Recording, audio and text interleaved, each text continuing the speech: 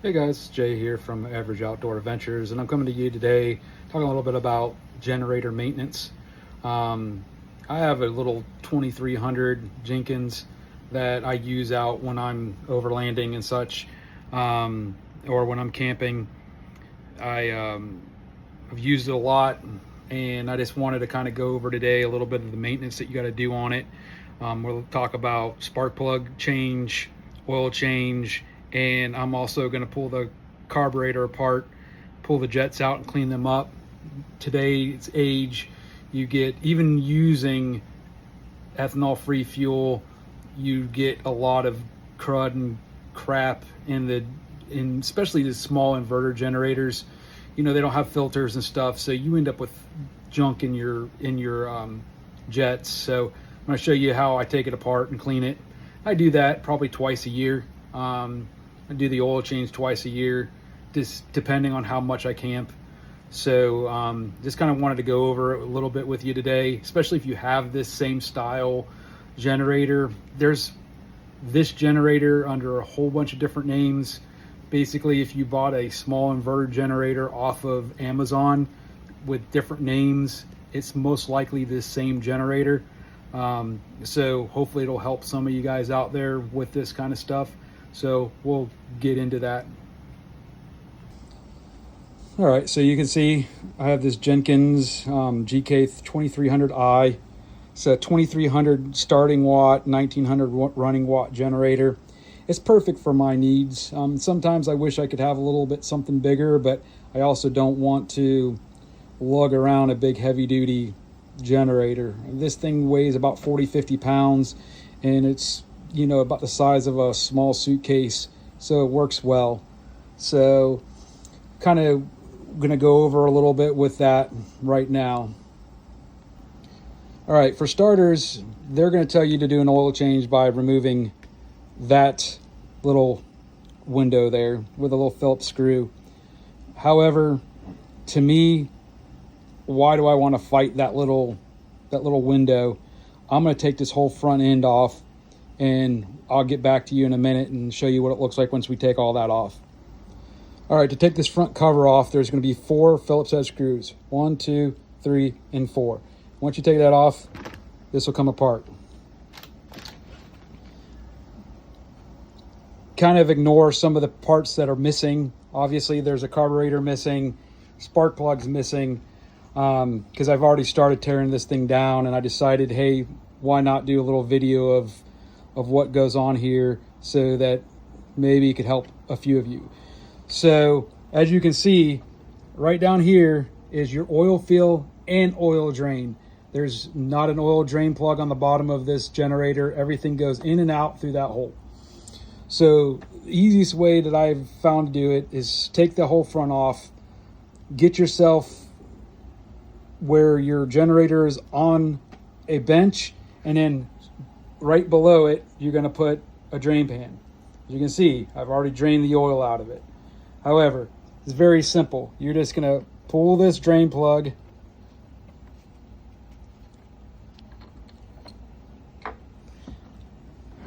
you'll scoot the generator to where it's about halfway on your bench, and you will simply just tip that forward, and it will just drain out of that into your drain pan. There's not a lot of oil in these, but it'll drain right in there. Like I said, I'm sure there's recommended amounts of time. With the amount of camping we do, I usually change the oil out about every 6 months. If we start camping a lot, I'll do it every 3 months. But this generator is about 2 years old, and everything looks good. And that's what I've been doing. Is if we do a lot of camping, if we're going camping, you know, once or twice a month, I'll do it every 3 months. If we're only getting out camping, you know, once a month, I'll do it every 6 months. So now I'm going to show you a couple other things. As far as taking out the spark plug, there's this little flap. You pull that little flap off, and then this is going to be your spark plug wire, and it's going to take a little bit of a screwdriver to get it to pop out. Once you pop it out, I go through with my extension, just a long extension with a spark plug socket at the end. And the spark plug socket's a 5/8, and you're going to go ahead and you're going to pull that small little spark plug out. I'll go up to the local parts store. I prefer O'Reilly's. I'll get me a new one of these this afternoon or tomorrow. And that's simply how you take that spark plug out. Again, I do that when I do oil changes. So it's cheap insurance to have a good spark plug in it.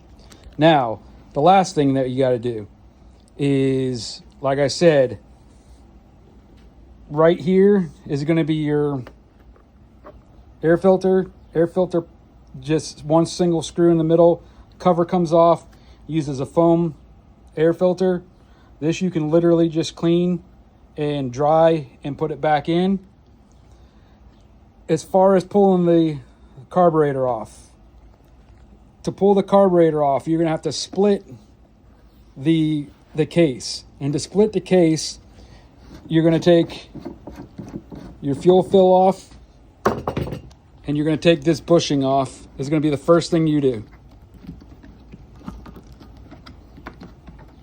It's a little bit difficult to do with one hand while I'm trying to record on the other. I mean, this is Average Outdoor Adventures. I don't have awesome videography shit, so this is what I got. Once you get that off, you're going to have a bolt here. You're going to have a bolt here, here, here, here. All right. You're going to take all those out. Then you're going to take your front cover. There's going to be 1, 2, 3, 4, 5, 6 screws. And then this front cover comes apart, and you don't have to take it completely apart. All you're doing is just open it so you can split the case. And then on the back side, you have another one of these covers. And you're going to loosen 1, 2, 3, 4, 5, 6 screws. They're going to come out. And once that's all apart, the case will split. And I'll show you what that looks like here. All right, so I loosely put this carburetor back in place so I can kind of show you what's going on with it. So first thing you're going to do is there's going to be a wire that goes from your sensor on the top. You can pull that down, and it's going to disconnect from your other end, which is going to be tucked down in there. All right, so that's step number 1. Step number 2 is this hose is just going to come right off. Okay, then you're going to have 2 10mm nuts, one here, one there. Okay, once you take those 2 10mm nuts off, your air intake hose will pull off. And you get that out of the way. Now remember, there's going to be a gasket on the end. Keep that nice as you can, and don't get it all boogered up, because we're going to be reusing it. Now, like I said, you had to split the case, because to be able to clear this carburetor, here's your fuel tank. As you can see, there's not enough room to get that to slide out. So you have to separate the actual unit, and as you can see, when you separate it, you can actually move that out of the way. So when it's moved out of the way, you can then slide the carburetor out.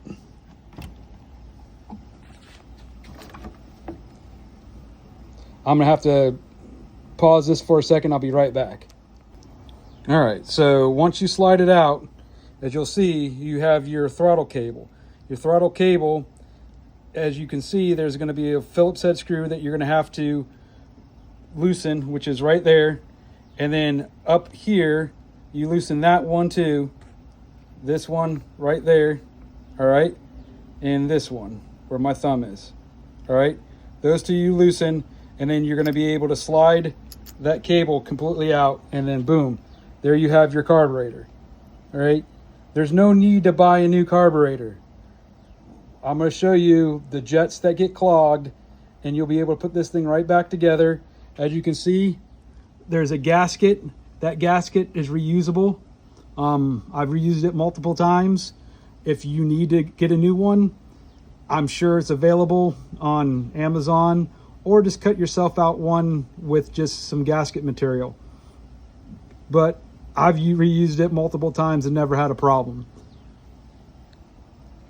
So here in a second, I'll come right back and I'll show you about what we need to do next. All right, so you're gonna take this carburetor and you're gonna flip it over. You're gonna drain all the fuel out of it into your drain bucket, and you're going to remove this screw or bolt, whatever you want to call it, bolt. You're going to remove this,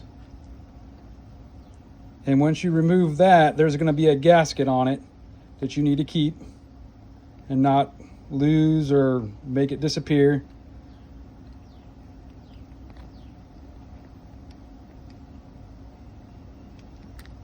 All right, and when you do that, your bowl is going to come apart. What you're going to see normally when you pull this apart is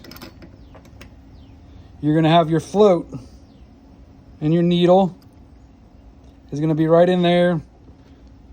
It's going to have this pen that goes through here. All right, so you're going to pull the pen, and you're going to pull your float and your needle. See? So your needle's on the bottom side. All right? Now, what you're going to find is on the side of the carburetor right here, there's going to be a flathead little deal, which is a jet. You're going to go ahead and pull that jet, and that's going to be one jet you're going to clean. Then, if you look down inside here, you're going to pull out, it's going to take a flathead screwdriver, you're going to unscrew this, and that's going to be your other jet. You can see all the holes in the side of it. All right, so these are the jets you're going to clean. This jet looks really, really good. I can see right through all those. However, this jet, if I'm looking at the end of it, you see that green gooky gummy stuff? That's what happens with old fuel or when something doesn't get running all the time, even when you use non-ethanol fuel. So that, when I was out last time, it was acting a little bit funny. So that's what just made me decide to go ahead and pull this thing apart. And by pulling this apart, I'm going to go ahead and clean this out and put it all back together. But that's all you really need to do. You don't need to go and clean anything else. All you're really worrying about is those two jets. I will spray some carb cleaner up through this opening, through this. Through where the needle and seat go. I'll spray some in there just to make sure everything's clean, and then I'll just reverse everything, put this thing back together. I'll show that here next take, because right now I have to actually go get some parts, and I'll come back and finish this up. All right, so I went down to the parts store, and I got a new spark plug. So I like using NGK, but for some reason, the NGK that I've gotten in the past, when I looked at it this time, the distance from here to the top was longer. And I was afraid with this style spark plug wire that it wouldn't sit right. As you can see, that spark plug wire uses like a specialized end. And I was just nervous that if I used something that was longer, that it wouldn't quite fit. So I ended up with a Champion 404 or Z9Y, and that's what I'm gonna put in it. So I don't think I'm gonna show you guys how to put a spark plug in. I think everybody knows how to put a spark plug in. Biggest thing is taking and putting a little bit of dielectric grease on the top here before you put that spark plug wire back on. That'll help you take it off easier next time. All right, as you can see, after cleaning the jets, I replaced the jet there and then the one there. This jet was clogged, and that was what was causing my issues. With a little bit of carb cleaner, everything came clean. It got a nice spray after that. I did clean that main jet right there, and was actually in really good shape. Nothing was really blocked or clogged in there. Everything was pretty free flowing. In the needle there, the needle had a little bit of gum in it, so that got cleaned up. So put the float and everything back, and then now that I have the float back, all you're going to do is you're going to take your bowl and you're going to put your bowl back there, and you're going to tighten up that bowl screw, and then that service is taken care of. Another thing that you're going to want to make sure of is that your bowl drain is actually a location to where when this goes back on, you'll be able to get to it from the outside here. So what I like to do is this hose right here, I like to kind of line it up to the left side of that hose a little bit, and that kind of puts it right where it needs to be. I'm going to go ahead and clean that back side of the carburetor a little bit before I put it all back together onto the generator. All right, so I got everything back together. Now I'm going to put in 0.35 quarts or 350 mLs of oil. What I like to do is I like to slant the or sit the generator back a little bit so it's easier to fill. So I take my measurement,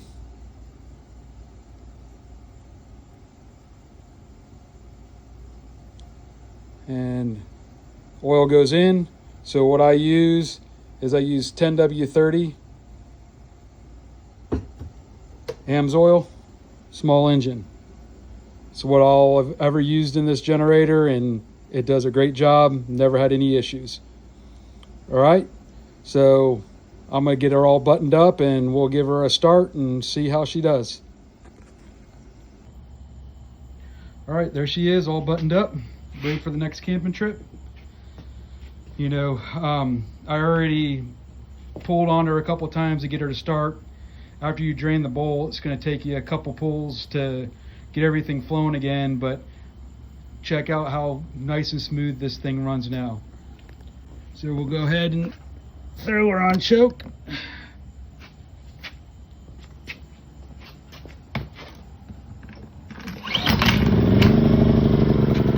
One pull, she's all good. Take her off the choke.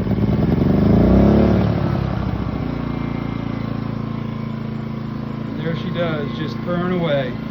Ready for 6 more months of camping. Runs nice and clean, no smoke, no bogging down. The issue I was having at idle before is all cleaned up with cleaning that carburetor. So if you have one of these and you start noticing a little bit of rough running and everything, like I said, pull that carb off, clean those jets, put it all back together. Don't be nervous. It'll sit here and run beautifully after you do it. Until next time, go out on an adventure.